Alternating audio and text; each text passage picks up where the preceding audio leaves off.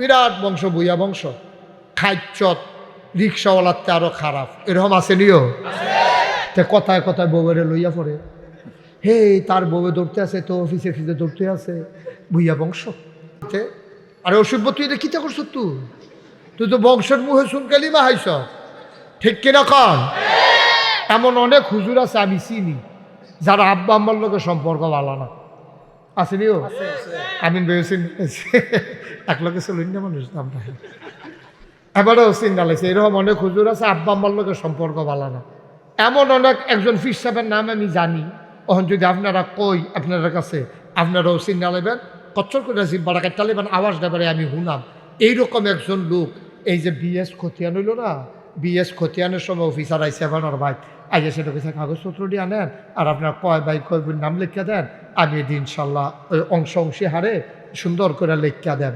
এবারে যেই কাম করছে, এবারে ধুমবেরা থেকে কয় অফিসার ইয়া লাগতো না, আমরা ভাই বোন আমি একলাই আব্বার ঘর যা লেখনের আমার নামে লিখিয়া দেন।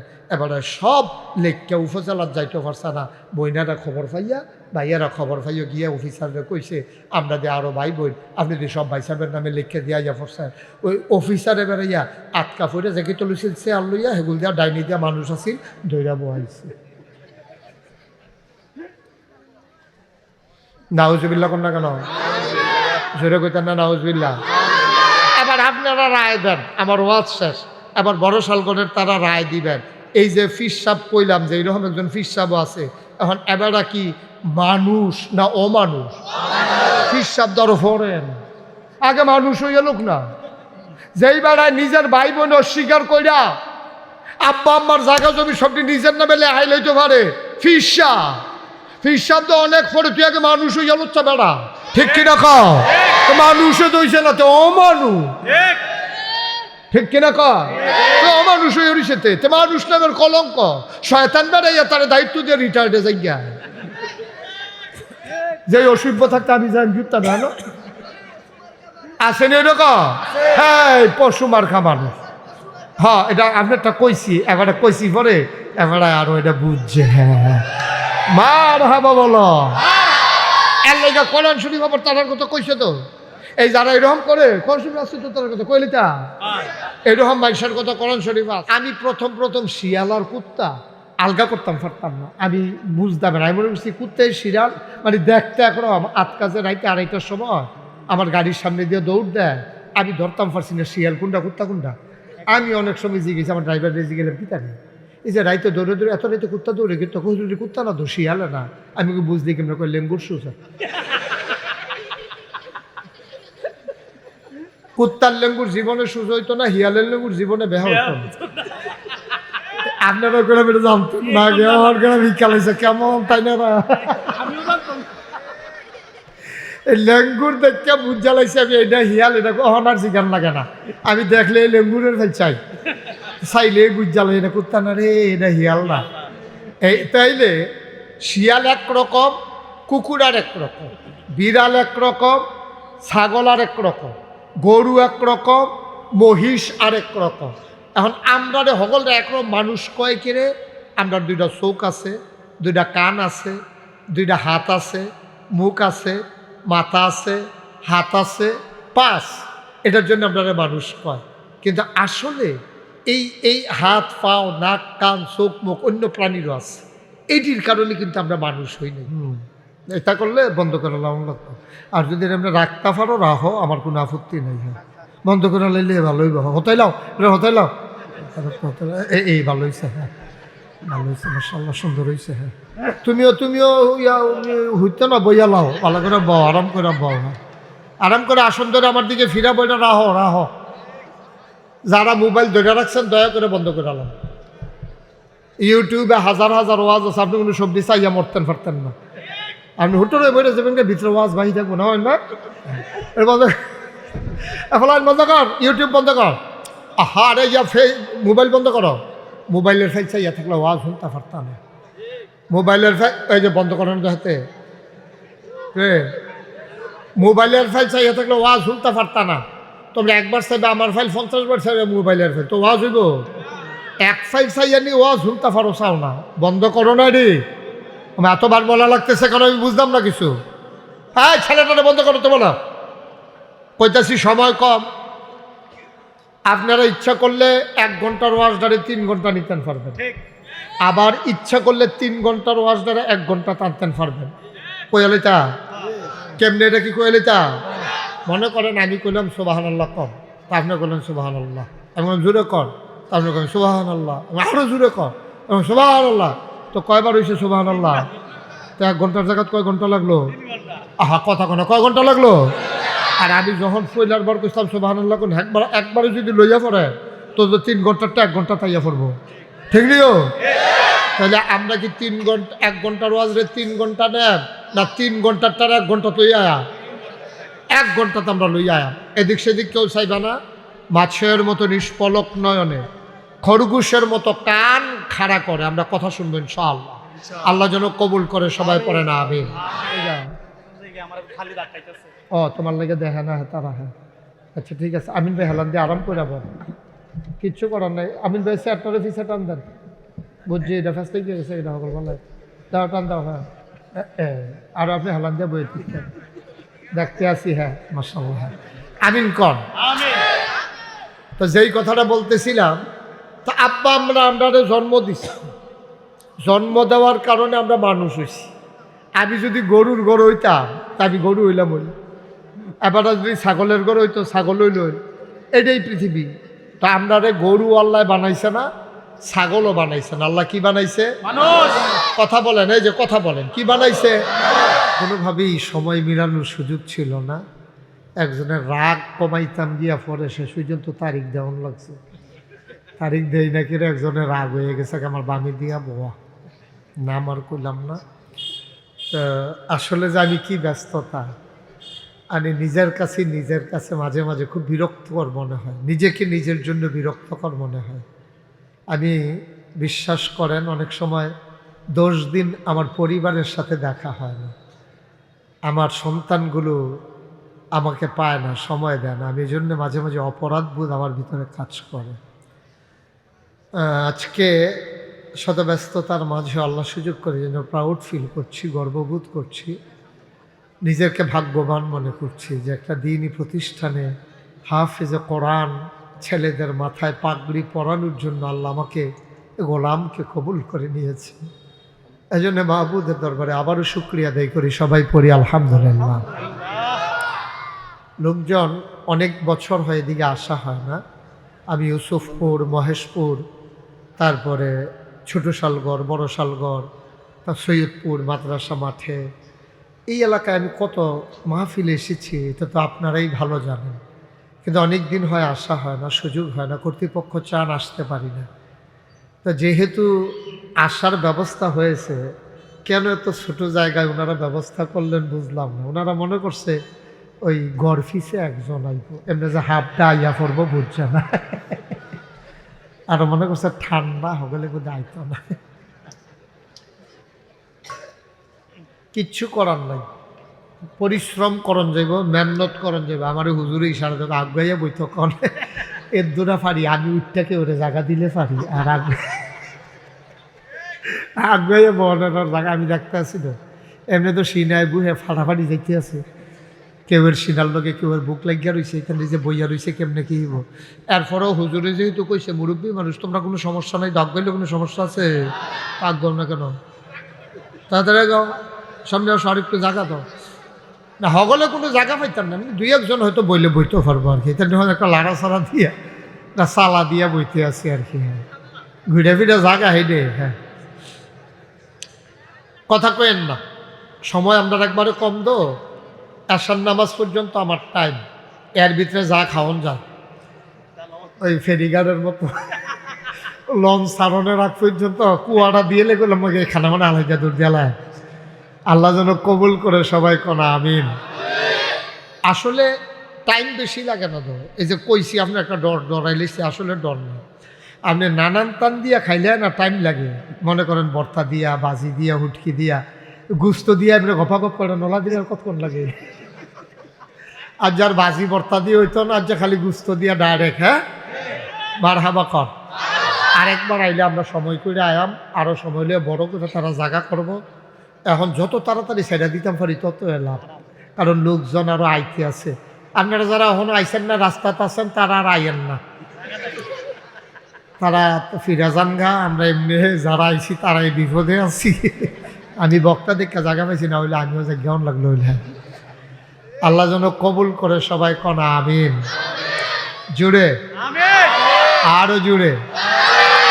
বন্ধুগণ, যেহেতু সময় কম, আমরা ভূমিকায় আর একটা মিনিট সময়ও নষ্ট না করে সরাসরি আলোচনায় চলে যাই। আল্লাহ যেন কবুল করে, সবাই কনা আমিন। এই দুনিয়ার ভিতরে একটু খেয়াল কর, তুমি এরকম করলে এটা বন্ধ করে লাউন লাগবে, এটা করলে বন্ধ করে লাউন লাগবে।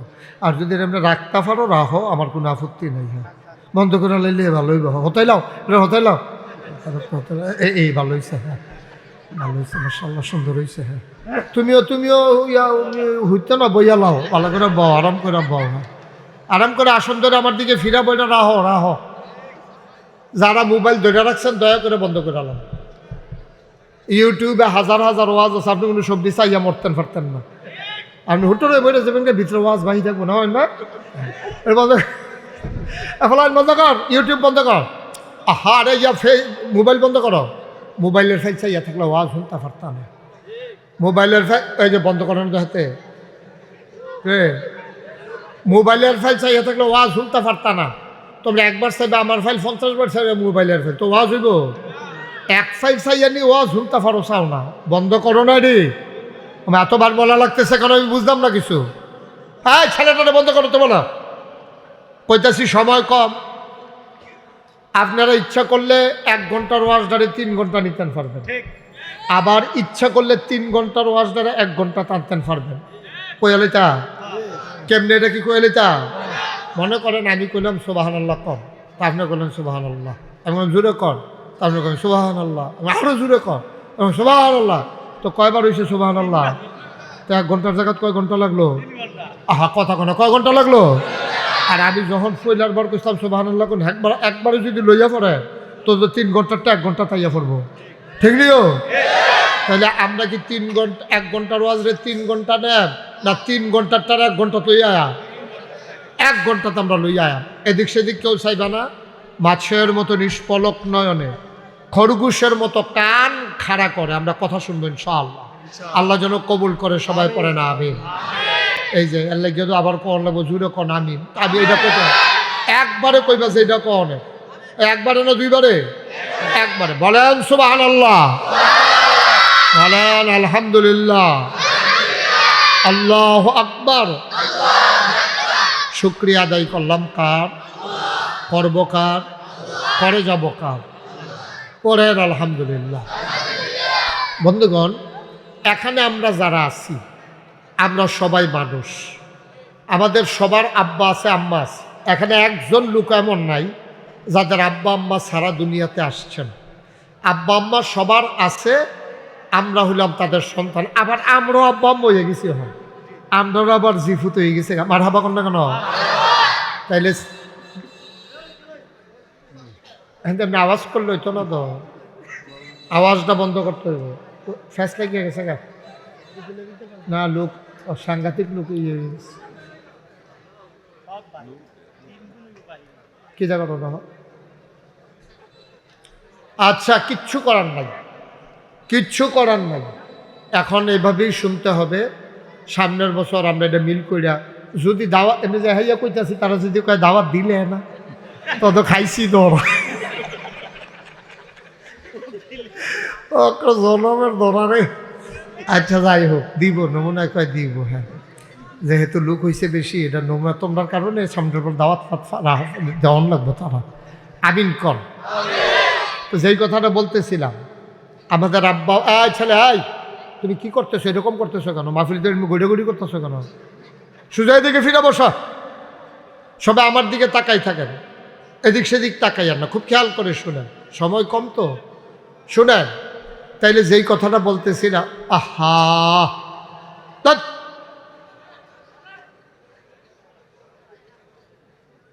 পড়ে না আমিন।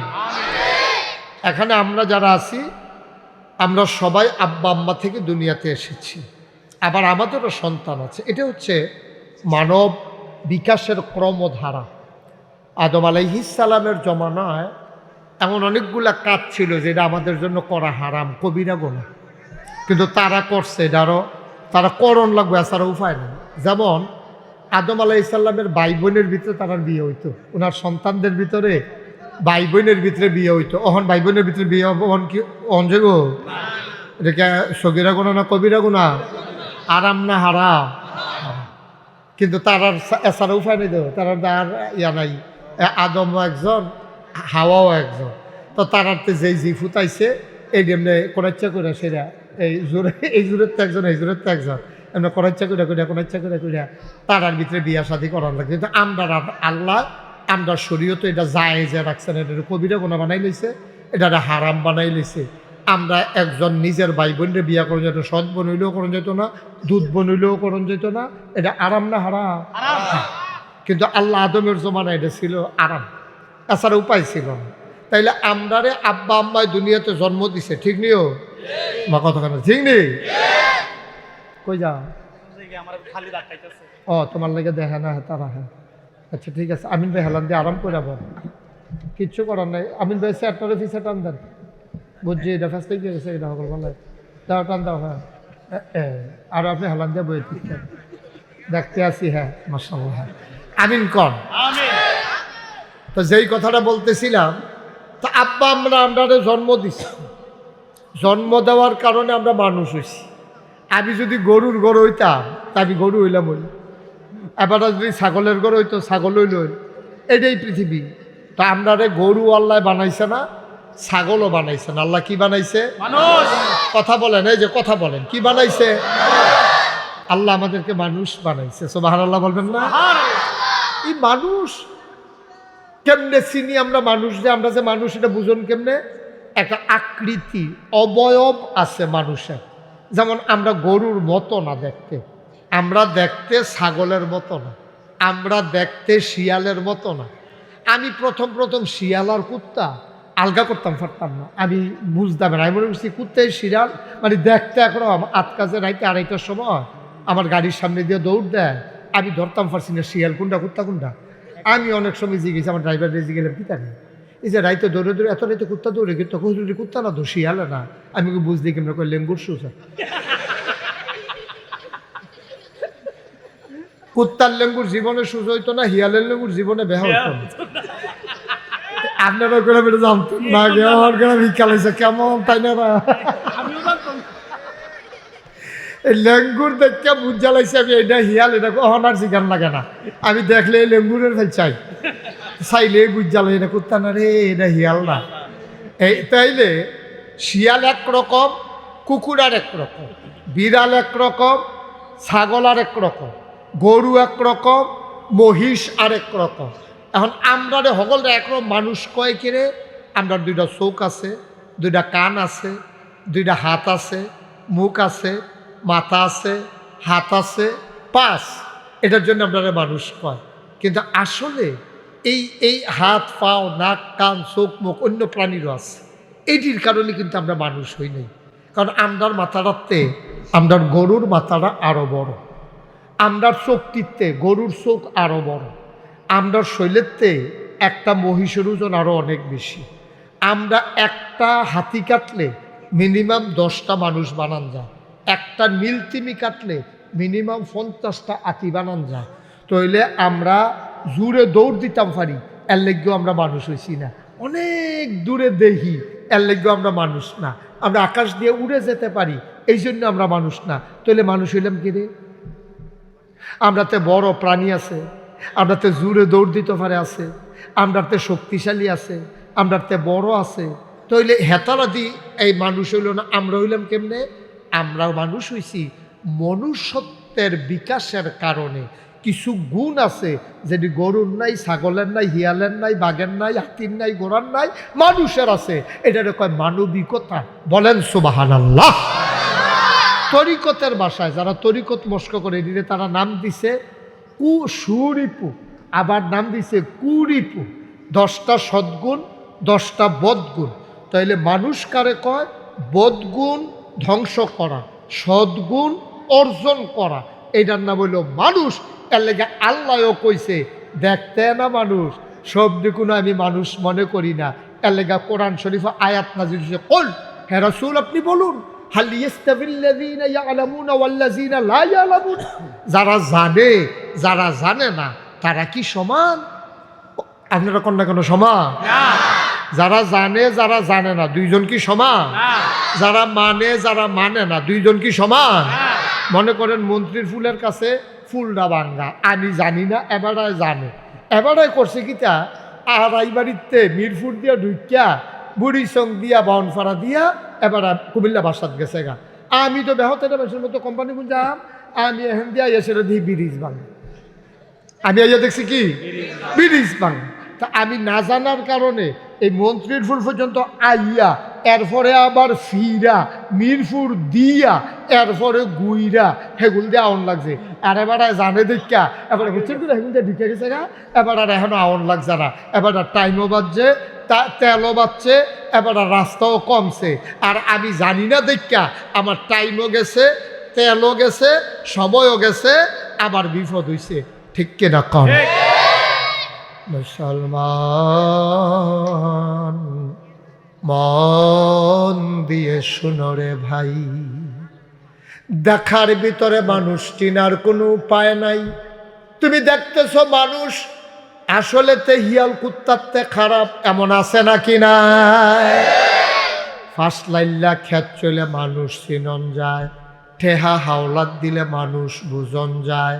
সুতরাং নাগাইশের ফিসাব কতক্ষণের লাগিয়া বড় শাল গড়াইছে। এবার আর কি সুন্দর পাঞ্জাবি, কি সুন্দর সুন্দর কথা কয়, টুপি মাথা দিয়া রাখছে, দাড়িও রাখছে, দেখতে তো মানুষ বালা। 2-3 দিন থাইকা কয়টা হাওলাত দিলে টের পাইবেন কিরকম। ঠিক কিনা কা? সাংঘাতিক বিপদ। এই জন্য এই চোখের দেখায় কুত্তা আর শিয়াল আলাদা করণ যায়। চোখের দেখায় আল্লাহর ওলি সাধারণ মানুষ, জাহেল মূর্খ, সভ্য অসভ্য, ভদ্র অভদ্র, সুশীল আধুনিক আল্লাহওয়ালা পরেশগার মানুষ আলাদা করা যায় না। মানুষ চিনতে হয় তার চরিত্র দিয়া। ঠিক কিনা কম? কথা কেনা ঠিক কিনা? বংশওয়ালা, বিরাট বংশ, বুইয়া বংশ, খাইচত, রিক্সাওয়ালাতে আরো খারাপ, এরকম আছে নিও। কথায় কথায় বউরে লইয়া পড়ে, হে তার বউয়ে দৌড়তে আছে, তো অফিসে ফিসে দৌড়তে আছে, বুইয়া বংশ। আরে অসভ্য, তুই এটা কিতা করছ? তুই তো বংশের মুখে শুনকালি মা হাইছ। ঠিক কিনা কন? এমন অনেক হুজুর আছে আমি চিনি যারা আব্বা আম্মার লোকের সম্পর্ক ভালো না। আসেনিও? আমিন বেশিন এক লোকে চলুন না মানুষ নামটা, এবারেও চিন্তা লাগছে। এরকম অনেক হুজুর আছে আব্বা আম্মার লোকের সম্পর্ক ভালো না। এমন অনেক, একজন ফির সাহেবের নাম আমি জানি, তখন যদি আপনারা কই আপনার কাছে, আপনারাও চিন্তা নেবেন, কচ্চর করে জিব্বাটা কাটতে নেবেন, আওয়াজ দেবারে আমি শুনাম। এইরকম একজন লোক, এই যে বিএস খতিয়ান হইল না, বিএস খতিয়ানের সময় অফিসার আইসে এবার ভাই আগে সেটা কিছু কাগজপত্র দিয়ে আনেন, আর আপনার কয় ভাই কয় বোন নাম লিখা দেন, আমি এদিন ইনশাল্লাহ ওই অংশী হারে সুন্দর করে লিখা দেন। এবারে যেই কাম করছে, এবারে ধুমধুরা থেকে কয় অফিসার ইয়া লাগতো না, আমরা ভাই বোন, আমি একলাই আব্বার ঘর যা লেখনের আমার নামে লিখা দেন। এবারে সব লেখা উপজেলার যাইতে পারছে না, বইনারা খবর পাইয়া, ভাইয়ারা খবর পাইয়া গিয়ে অফিসাররা কইছে আমরা দিয়ে আরও ভাই বোন, আপনি দিয়ে সব ভাই সাহেবের নামে লিখে দিয়া যা পড়ছেন। ওই অফিসার এবারে ইয়া আটকা ফুটে যে তুলছিল সে আর লইয়া সেগুল দিয়া ডাইনি দিয়া মানুষ আছিল দৈরা বহাইছে। নাউজুবিল্লাহ কোন না কেন? জোরে কইতেন না নাউজুবিল্লাহ? এবার আপনারা রায় দেন, আমার ওয়াজ শেষ। এবার বড় শালগণের তারা রায় দিবেন। এই যে ফিস সাহেব কইলাম যে এইরকম একজন ফিস সাহেব আছে, এখন এবারটা কি মানুষ না অমানুষ? ফিস সাহেব ধরো ফোরেন, আগে মানুষ হইয়া লোক না, যেই বেড়ায় নিজের ভাই বোন অস্বীকার কইরা আব্বা আম্মার জায়গা জমি সবটি নিজের নামে লেহাই লইতে পারে। ফিস সাহেব তো অনেক পরে, তুই আগে মানুষ হইয়া লোচ্ছা বেড়া। ঠিক কিনা খাও? তো মানুষও দইছে না, তো অমানুষ। ঠিক কিনা কয়? অমানুষ হয়ে উড়িছেতে, তো মানুষ নামের কলঙ্ক। শয়তান বেড়াইয়া তার দায়িত্ব দিয়ে রিটায়ার্ডে যাই গিয়া, যে অসভ্য থাকতে আমি জানি জুতা জানো আসেনি এরকম। হ্যাঁ, পশু মার্খা মানুষ। হ্যাঁ এটা আমি একটা কইছি, এবারে কইছি পরে এবারে আরো এটা বুঝছে। হ্যাঁ মার হাবা বলো। এর লেগা কোরআন শরীফ আবার তার কথা কইছে তো, এই যারা এরকম করে কোরআন শরীফ আসছে তো তার কথা কইলি তা এরকম মানুষের কথা। আমরা যখন কোনো গুনাহ করি, এই গুনাহটা হতে পারে চোখের গুনাহ, হতে পারে হাতের গুনাহ, হতে পারে পায়ের গুনাহ, হতে পারে মোবাইলের গুনাহ, হতে পারে টেলিভিশনের গুনাহ, হতে পারে রাস্তাঘাটে চলাচলের গুনাহ, অর্থাৎ যত গুনাহ আমরা নিজেরা নিজ থেকে করি, এটা আমাদের জন্য এক নাম্বার নিজের নফসের উপরে জুলুম। এজন্য আমরা প্রত্যেকটা মুহূর্তে নামাজের সালাম ফিরানোর আগ মুহূর্তে দোয়ায়ে মাসুরাতে বলি, আল্লাহুম্মা ইন্নী যালামতু নাফসি যুলমান কাসীরা। অর্থাৎ হে আল্লাহ, আমি আমার নফসের উপরে, আমি আমার নিজ সত্তার উপরে জুলুম করেছি, যুলমান কাসীরা, অনেক অনেক জুলুম করেছি। তার মানে বোঝা গেল অন্যায়ভাবে কাউকে শুধু মারা এটাই শুধু জুলুম না, জুলুমের অর্থটা ব্যাপক। আল্লাহ তাআলার হুকুম যখনই আপনি খেলাফ করবেন, এটা আপনি আপনার নিজের নফসের উপরে জুলুম করেছেন। গতকাল ঢাকাতে রাজপথে একজন মানুষকে নৃশংসভাবে হত্যা করেছে, এটা একটা জুলুম। এই জুলুমটা আমি অন্যের উপরে করেছি, আবার অপরাধ হত্যা সংঘটিত হওয়ার কারণে আমার নিজের নফসের উপরে জুলুম করেছি। তো সম্মানিত হাজিরিন, আমরা মুহররম মাসের যেই সময়গুলো চলতেছে, আমাদের প্রত্যেকের উচিত এই মুহররম মাস যেহেতু সম্মানিত, আল্লাহ আমাদেরকে বলছেন ফালা তাজলিমু ফীহিন্না আনফুসাকুম, তোমরা তোমাদের নিজেদের নফসের উপরে জুলুম করো না।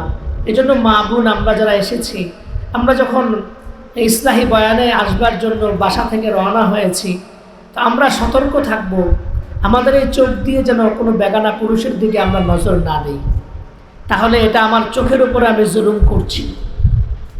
আমি ইতিপূর্বে আমার প্রিয় ভাই হযরত মাওলানা মুফতি রুহুল আমিন সাহেব কথা বলতেছিলেন যে নারীদের কণ্ঠ পর্দা, নারীরা যেন তাদের কণ্ঠের কোমলতা স্বামী ছাড়া, বৈধ অয়ে ছাড়া অন্য কোনো পরপুরুষের সাথে কোমল ভাষায় ভালোবাসাপূর্ণ, হৃদ্যতাপূর্ণ, নরম সুরে কথা না বলে।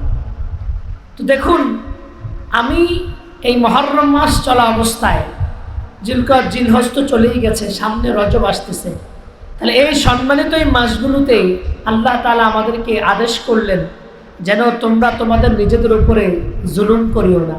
তা আমরা আমাদের প্রত্যেকের চলমান এই সময়গুলোতে কখনো হাতের গুনাহ করব না, কখনো পায়ে দিয়ে গুনাহ করব না, কখনো চোখ দিয়ে গুনাহ করব না, কখনো জিহ্বা দিয়ে গুনাহ করব না, কখনো পা দিয়ে হেঁটে হেঁটে গুনাহ করব না, কখনো অন্তর দিয়ে পরিকল্পনা করে ভেবে ভেবে গুনাহ করব না, মস্তিষ্কের চিন্তা চেতনা দিয়ে গুনাহ করব না। এগুলা প্রতিনিয়ত আমার নফসের উপরে জুলুম করা হয়। যদি এভাবে আমরা আমাদের এই সম্মানিত মাসগুলোকে একটুখানি সতর্কতা, যে আল্লাহ বলছেন জুলুম যেন না করি, কাফেররা যেখানে যুদ্ধ বিগ্রহ করতে না সম্মানার্থে, অথচ আমাদের মুহররম মাস আজকে 16 তারিখ, 16ই মুহররম, প্রতিনিয়ত এই 16 দিন ওভারকাম হয়েছে, আমরা মোবাইলে কত গুনাহ করেছি, অথচ এই মাসটা সম্মানিত। আমরা চোখের দ্বারা কত গুনাহ করেছি, টেলিভিশনের ডিশ অ্যান্টিনার সংযোগের কারণে কত গুনাহ করেছি, আমরা জবানের দ্বারা কত গুনাহ করেছি।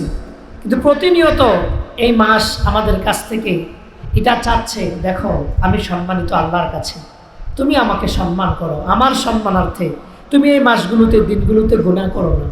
কিন্তু আমরা যারা মা বোন, ভাই বাবা যেখানে আছি, এই মাস আসে যায়, আমাদের কোনো প্রক্ষেপ নাই।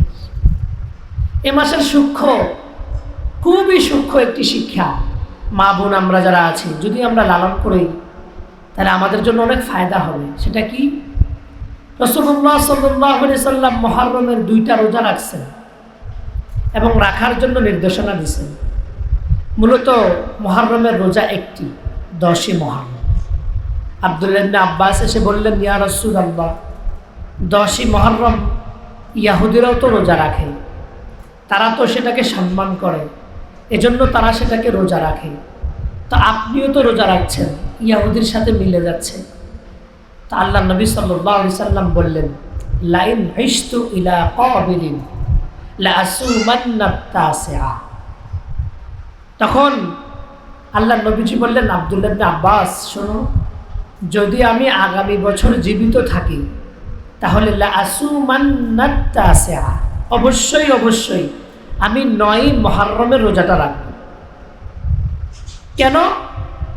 কারণ ইহুদিরা 10 তারিখে রাখছে, যদিও সেটা নফল, যদিও সেটা কি ফরজও না, ওয়াজিবও না, কিন্তু আল্লাহ নবীজি এটা দিয়ে আমাকে আপনাকে শিখালেন, মা আর বোন যারা আমরা স্রোতের অনুকূলে গা ভাসিয়ে দিচ্ছি, প্রতিনিয়ত আমাদের সন্তানগুলো নষ্ট হয়ে যাচ্ছে চোখের সামনে।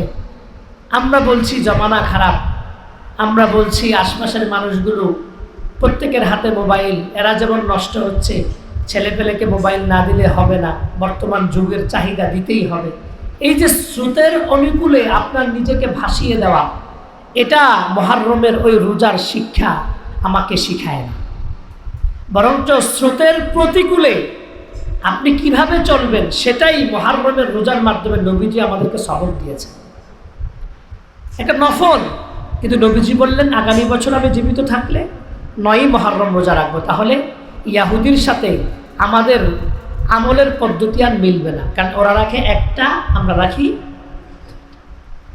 আল্লাহ নবীজি হাদিসের মধ্যে বললেন, মান তাশাব্বাহা বিকওমিন ফাহুয়া মিনহুম, যে যে জাতির সাদৃশ্য রাখে সে জাতির পরিচয় দিতে হয় না, তাদের কৃষ্টি কালচার সভ্যতাকে মেনে চলার কারণে অঘোষিতভাবে সে ওই দলের অন্তর্ভুক্ত হয়ে যায়। এজন্য আল্লাহ নবীজি আমাকে আপনাকে শিখালেন। শেখ আহমদুল্লাহ হাফিজাহুল্লাহ উনি চমৎকার এই কথাটা দিয়ে আমাদেরকে শিখিয়েছেন, চমৎকার একটি এক্সাম্পল উনি দিয়েছেন। তো দেখেন, এখন বৃষ্টি হয়েছে, খালের মধ্যে বা নদীর মধ্যে দেখবেন খুব স্রোত, খুব স্রোত।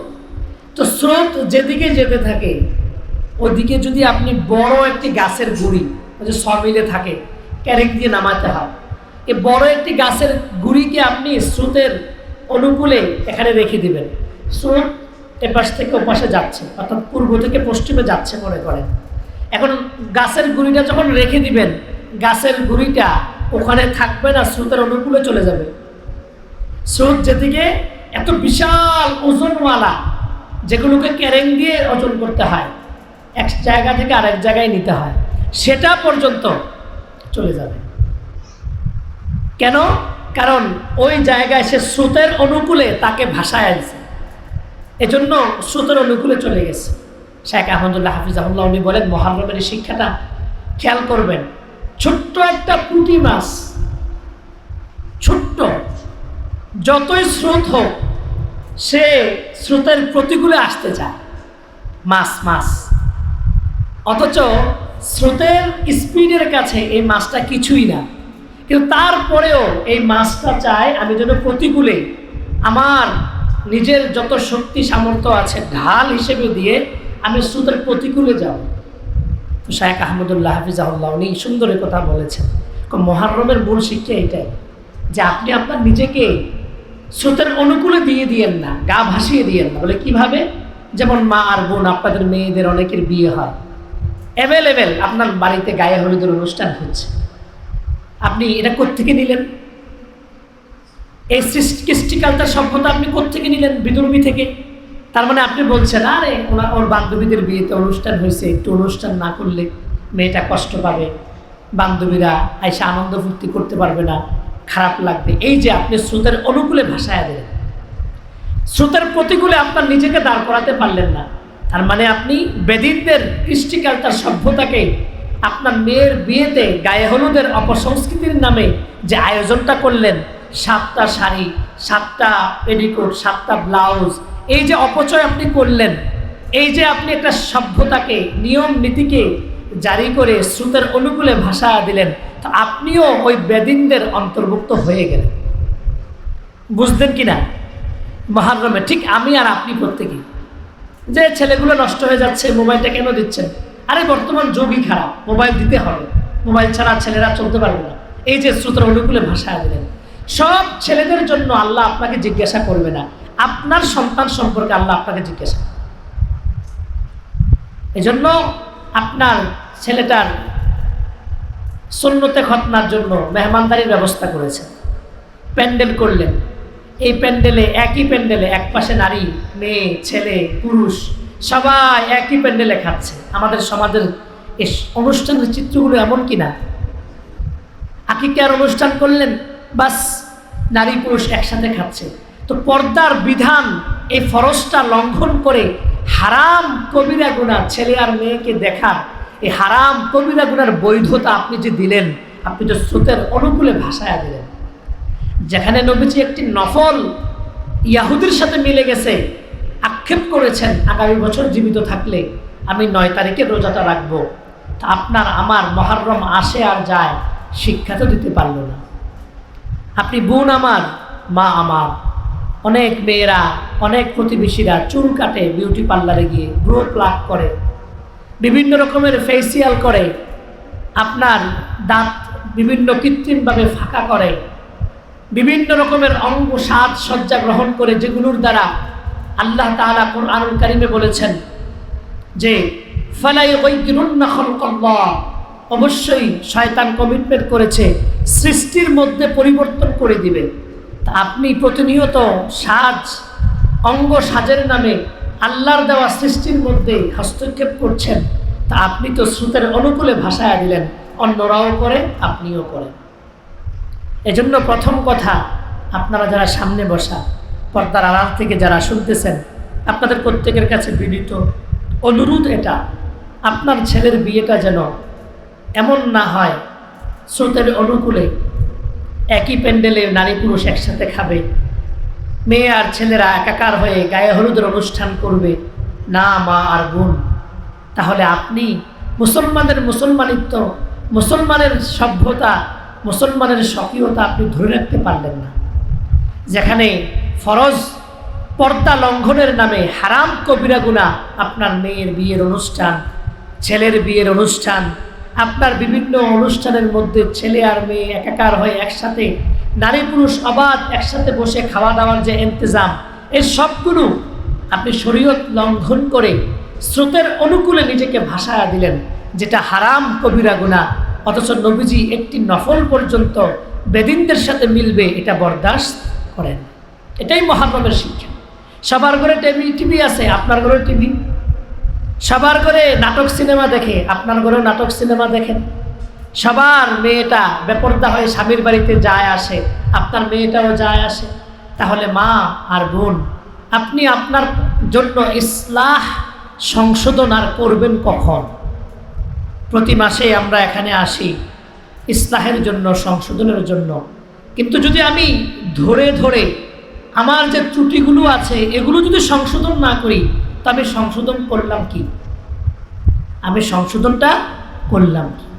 এজন্য আমার প্রথম কথা এটা, মুহররম মাসকে কেন্দ্র করে আমরা যেন আমাদের নিজের নফসের উপরে জুলুম না করে, আমাদের প্রকৃতপক্ষে আল্লাহওয়ালা বান্দা কিভাবে হওয়া যায়, বান্দে কিভাবে হওয়া যায়, সেই ফিকির যেন আমাদের থাকে। আল্লাহ আমাদেরকে তৌফিক দান করুক, আমিন। সম্মানিত হাজিরিন, আমরা জানি এই সম্প্রতি এসএসসি এবং দাখিলের রেজাল্ট দিয়েছে। প্রতিনিয়ত আমাদের সন্তানদের রেজাল্টের যে ধস, বিশেষত বিগত বছরে A+ গোল্ডেনের ছড়াছড়ি ছিল, কিন্তু এবছর এমন হয়েছে A+ থাক দূরের কথা, পাস করাটাই কঠিন হয়ে গেছে। এখান থেকে আমরা যারা আমাদের সন্তানগুলো স্কুল, মাদ্রাসা, আলিয়া, সরকারিতে যারা পড়ে, তাদের প্রত্যেকের জন্য একটি সংকেত যে আমাদের ছেলে মেয়েগুলোর লেখাপড়ার কারণে রেজাল্টের এই দশের মূল কারণ কি? মূল কারণ এটা, কারণ ছেলে আর মেয়েটা পরীক্ষার হলে ঢুকবে তার আগেও টিকটক বানাচ্ছে, তার আগ মুহূর্তেও ফেসবুকে লাইভ দিচ্ছে, তার আগ মুহূর্তেও সে প্রতিনিয়ত বিভিন্ন ব্রাউজিং করছে। অর্থাৎ মোবাইলটা তার একটা ব্যাধিতে পরিণত হয়ে গেছে, যার জন্য মৌলিক পড়াশোনা বাদ দিয়ে শুধুমাত্র টিকটক করা, ফেসবুক লাইভ করা, বিভিন্ন কিছু পোস্ট করা, এটা তার নেশা এবং পেশা হয়ে দাঁড়িয়েছে। যার জন্য একটুখানি কঠিন দৃষ্টিকোণ থেকে খাতাগুলো যখন মার্ক করতে শুরু করছে, বাস এবার পার্সেন্টেজ কমে গেছে। আপনার আমার প্রত্যেকের এই ছেলে মেয়েদের অবনতির মূল দায়ভার মা এবং বাবা। দায়ভার কার? মা এবং বাবা। সম্মানিত হাজিরিন, আল্লাহ রাসূল সাল্লাল্লাহু আলাইহি সাল্লাম, আমি যে হাদিসটি খুতবাতে পড়েছি, পরিচিত হাদিস, নবীজি বলেন, কুল্লু মাউলুদিন ইউলাদু আলাল ফিতরাহ। প্রত্যেকটা বাচ্চা যখন জন্মগ্রহণ করে সেটা স্বভাবতান আল্লাহ প্রদত্ত একটা ফিতরাত স্বভাবের উপরে জন্ম নেয়। ইহুদি হোক, খ্রিস্টান হোক, বৌদ্ধ হোক, নাসারা হোক, যে যে ধর্মেরই বাচ্চারা যখন জন্মগ্রহণ করে, নবীজির হাদিস অনুযায়ী এই বাচ্চাটা ইসলামী ফিতরাতের উপরে জন্মগ্রহণ করে। কিসের উপরে? ইসলামী ফিতরাত। এজন্য নাবালেগ অবস্থায় বিধর্মীর বাচ্চাও যদি মারা যায়, ফুকাহায়ে কেরাম বলেছেন তার ফায়সালা জাহান্নাম না, তার ফায়সালা কি না? সে জান্নাতীদের খাদেম হবে। জান্নাতীদের কি হবে? তো আল্লাহ রাসূল বলেন, তাহলে আমাদের এই বাচ্চাগুলোর ভবিষ্যৎ তবিয়ত গঠন করে কে? তা আল্লাহ নবীজি বলেন, ফাআবাওয়াহু ইউহাব্বিদানিহি ওয়া ইউনাসসিরানিহি ওয়া ইউমাজ্জিসানিহি। আল্লাহ রাসূল বলেন, এই বাচ্চারা যখন জন্মগ্রহণ করে, এই যে ছোট্ট বাচ্চা আমরা দেখছি এখানে, হ্যাঁ, এই বাচ্চারা যদি এখন একটা হিন্দু পরিবারে দেওয়া হয়, তো এই বাচ্চাটা হিন্দু বৈশিষ্ট্যের মধ্যে বড় হয়। এই বাচ্চাটাকে যদি একটা খ্রিস্টান পরিবারে দেওয়া হয়, তো সে খ্রিস্টান তবিয়তে বড় হবে, অর্থাৎ খ্রিস্টান কৃষ্টি কালচার সভ্যতায়। এই বাচ্চাটাকে যদি অগ্নি উপাসক, আগুনের পূজা যারা করে, তাদের পরিবারে দেওয়া হয়, তো সে বড় হবে আগুন পূজা কিভাবে করে এগুলা শিখে। এটাই আল্লাহ নবীজি বলেন, ফাআবাওয়াহু ইউহাব্বিদানিহি ইউনাসসিরানিহি ওয়া ইউমাজ্জিসানিহি। আল্লাহ নবী সাল্লাল্লাহু আলাইহি ওয়াসাল্লাম বলেন, যখন একটা বাচ্চা জন্মগ্রহণ করে, বাচ্চাটা ইসলামী ফিতরতের উপরে, স্বভাবের উপরে জন্মগ্রহণ করে, মূলত দিন যত যায় তার আব্বা আম্মার উপরে নির্ভর করে বাচ্চাটা ইয়াহুদি হবে না খ্রিস্টান হবে না মুসলমান হবে না অগ্নি উপাসক হবে না মূর্তি পূজক হবে। আল্লাহ নবীজি বলেন, তার আব্বা আম্মার স্বভাব যেটা, ওই বাচ্চার উপরে সেই স্বভাবটা আসর করে। ঠিক আমরা যারা এই যে মুসলিম ঘরানার, আমরা ছোটবেলা থেকে আমাদের আব্বা আম্মাকে দেখছি মুসলমান, আব্বা আম্মা নামাজ পড়ে, আব্বা মসজিদে যায়, মা নামাজ পড়ে, মা পর্দা করে, এগুলো আমরা দেখছি কিনা? তো এগুলো দেখে দেখে ছোট্ট বাচ্চা, আমাদের যাদের ঘরে ছোট ছোট বাচ্চা আছে, দেখা যাবে অনেক সময় যে তার মা জায়নামাজ বিছাইছে, তো ধারাবাহিক যখন সে দেখতে থাকে এই দৃশ্যটা, তো কোনো এক সময় তার মার সাথে ওই বাচ্চাটাও সেজদা দেয়। আছে না এরকম? তার মানে মা এবং বাবা ইহুদি বানায়, মা এবং বাবা খ্রিস্টান বানায়, মা এবং বাবা অগ্নি উপাসক বানায়, মা এবং বাবা মূর্তি পূজক বানায়, মা এবং বাবা মুসলমানের তবিয়তে খাঁটি একজন মুসলিম বানায়। তাহলে একটা বাচ্চা মুসলমান না ইহুদি না খ্রিস্টান, এগুলো নির্ভর করে মা বাবার উপরে। কার উপরে? তাহলে আমরা প্রথমত জানলাম, যখনই একটা বাচ্চা শিশু জন্মগ্রহণ করে, সে ইসলামী ফিতরতের উপরে জন্মগ্রহণ করে। কিসের উপরে? ইসলামী ফিতরতের উপরে। তার মা বাবার আচরণগত দিক ওই বাচ্চাটার উপরে প্রভাব পড়ে। ঠিক যারা নেই, অর্থাৎ ইউরোলজিস্ট, যারা নেই মস্তিষ্ক নিয়ে গবেষণা করে, তাদের একটা গবেষণা, লন্ডনে একটি বড় সেমিনার হয়েছে। তখন ওই ডাক্তার ওখানে বলছিল, 16 বছর পর্যন্ত, আমরা যারা 16 বছরে এখনো পৌঁছিনি বা পৌঁছতেছি, 16 বছর পর্যন্ত আমাদের মস্তিষ্কে চারপাশের দৃশ্য, আচরণগত দিক সব মস্তিষ্কে জমা হয়। কত বছর পর্যন্ত? মস্তিষ্ক বিশেষজ্ঞ ডাক্তারের ভাষা এটা, ওনাদের গবেষণা। লন্ডনের একটি সেমিনারে উনি লেকচার দিতে গিয়ে পরিবার কেন্দ্র করে বলছিলেন, পারিবারিক একটা মজমা। উনি বলছিলেন 16 বছর পর্যন্ত বাচ্চাটার, মেয়ে কিংবা ছেলে, শুধু জমা হয় চারপাশের বিভিন্ন কিছু, যা দেখে, মা বাবা যা করে, হাঁটতে গেলে, চলতে গেলে, উঠতে গেলে, ঘুরতে গেলে, বেড়াতে গেলে, এভরিথিং তার চোখের সামনে যা যা আসে 16 বছর পর্যন্ত শুধু জমা হয়। আচ্ছা, জমা হওয়ার পরে 16 বছর পর্যন্ত জমা হইতে হইতে তার মস্তিষ্কের যে মেমোরি সিস্টেম, ওখান থেকে ধরেন 1000 ভাগ যদি জমা হয় 500 পড়ে যায়। 16 বছর পরে 500 কি হয়ে যায়? মুছে যায়। এটা ডাক্তারের গবেষণা, যারা মস্তিষ্ক বিশেষজ্ঞ। তো 16 বছর ধরে জমা হওয়া 1000 ভাগ জমা হয়েছে, 500 ভাগ পড়ে গেছে, আর থাকলো কত ভাগ? এখন ওই ডাক্তার বলেন ওই 500 ভাগের মধ্যে ওই বাচ্চাটার মস্তিষ্কে ওই বিষয়গুলোই জমা থাকে যেই বিষয়গুলোর সে সবচাইতে বেশি মুখোমুখি হয়েছে। কথাটা বুঝলেন কিনা? মা আর বোন মনোযোগ দিয়ে শুনেন যে আমরা আমাদের বাচ্চাদের পিছনে কি মেহনত আমাদের করা উচিত আর আমরা কিভাবে করছি। তাহলে 16 বছর পর্যন্ত আপনার বাচ্চাটা আপনাদের কাছে বড় হয়েছে, প্রতিদিন ছোটবেলা থেকে আপনার কোলে থাকা অবস্থা থেকে, দুধের শিশু অবস্থা থেকে দেখতেছে আপনি মোবাইলে নাটক দেখতেছেন। অনেক মা আছে বাচ্চাটাকে দুধ পান করাই দিয়েছে, ফেসবুকে সময় দিতেছে, এক হাতে দুধ পান করায় আর এক হাতে মোবাইল টিপে, আছে কি না? মোবাইলে নাটক দেখতেছে, বাচ্চাকে দুধ পান করাচ্ছে। এই বাচ্চাটা আস্তে আস্তে বড় হচ্ছে, তার ঘরে টেলিভিশন, প্রতিদিন টেলিভিশন লাগায়া খাটের উপরে শুয়ে বাচ্চাটা কোলে, বাচ্চাটা কখনো খাওয়ায়, বাচ্চাটা কখনো সজাগ, আর মা টেলিভিশন দেখতেছে। মা তো বুঝতেছে ছোট বাচ্চা আর কি, কিন্তু ডাক্তারদের গবেষণা তার মস্তিষ্কের মধ্যে আস্তে আস্তে জমা হচ্ছে আমার মা প্রতিদিন 3 থেকে 4 বার টেলিভিশন ছাড়ে, 4 থেকে 5 বার, 10 থেকে 12 বার মোবাইলটা হাতে নিয়ে মোবাইল দেখে। প্রতিনিয়ত আমার বাচ্চাটা আমার চোখের সামনে দেখতেছে আমি একদিনও জায়নামাজ বিছাইয়া নামাজ পড়ি না। যে মা আর বোন, বাবা আর ভাই ঘরে নামাজ পড়ে না, তাদের ঘরের মধ্যে জায়নামাজ কি ছোট্ট বাচ্চা বিছাইয়া দেবে? এই বাচ্চাটা বড় হচ্ছে 7-8 বছরের, কখনো দেখে নাই মা পর্দা করছে, কখনো দেখে নাই মা নিজেকে আড়াল করছে। তাহলে এই বাচ্চাটা যখন প্রতিনিয়ত প্রতিদিন দেখছে মা টেলিভিশন ছাড়ে, মোবাইল দেখে, নাটক দেখে, সিনেমা দেখে, সপ্তাহে একদিন শুধু দেখছে আব্বা শুক্রবারে জুমার নামাজ পড়তে যায়, বাকি 7 দিন দেখছে বাবা আর কোনোদিন টুপি লাগায় না, নামাজও পড়ে না।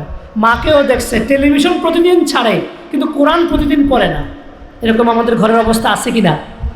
তাহলে আপনি এবার চিন্তা করেন, 1 সপ্তাহ পরে রেজাল্ট কি দাঁড়ালো? 1 সপ্তাহ পরে রেজাল্ট দাঁড়ালো এটা বাবা শুক্রবারে একদিন শুধু জুমার নামাজ পড়তে গেছে, বাকি 7 দিন খবর নাই। আর মা প্রতিদিন কোনো সময় জায়নামাজ বিছায়া নামাজ পড়ে নাই, টেলিভিশন ঠিকই দেখছে, মোবাইল ঠিকই চালাইছে, প্রতিনিয়ত ব্যাপারটা বেহায়া হয়ে দেবরের সাথে, ভাসুরের সাথে, অ্যাভেলেবেল পরপুরুষের সাথে দেখা করছে। তো সন্তানের মস্তিষ্কের মধ্যে যখন 1000 থেকে 500 কমে যাবে, মুছে যাবে, যে 500 থাকবে ওই 500-র মধ্যে বাচ্চাটা থেকে যাবে ওইটাই যে মা নামাজ পড়ে না। আর যেই মা প্রতিদিন ফজরের নামাজের জন্য জায়নামাজ বিছায়, বাচ্চাটা কান্না করতে করতে জায়নামাজের কাছে চলে যায়। এভাবে ধারাবাহিক প্রতি 5 ওয়াক্ত নামাজে মা জায়নামাজ বিছায়। তো ছোট্ট বাচ্চাটার অন্তরে, মস্তিষ্কের মধ্যে এটা আস্তে আস্তে জমা হবে যে এভাবে জায়নামাজ বিছাতে হয়, এভাবে নামাজ পড়তে হয়। 16 বছর পরে যখন ডিলেট হয়ে যাবে, তো ওই বাচ্চাটার মস্তিষ্কের মধ্যে সবচেয়ে বেশি দৃশ্যমান মায়ের নামাজের দৃশ্যটাই তার মস্তিষ্কে জমা থাকবে। সুবহান। এবার আপনাদের সিদ্ধান্ত, মা আর বোন, আপনি আপনার বাচ্চাকে নার্সিং করছেন, শেষ বেলায় আমাদের মাদ্রাসাগুলোতে আমরা 2 মাস 3 মাস যাবত বাচ্চাদেরকে টেলিভিশন মুক্ত, মোবাইল মুক্ত, আমল আখলাক, রাত দিনের একটা তরবিয়তের 24 ঘন্টা নিগরানিতে যখন তাকে আমরা একটা মেজাজ তৈরি করে দেই, মাত্র 1 সপ্তাহ ছুটিতে যায় বাড়িতে, 1 সপ্তাহে মা বাবার বদ খাসলতের কারণে সন্তান পুরাটাই নষ্ট হয়ে যায়।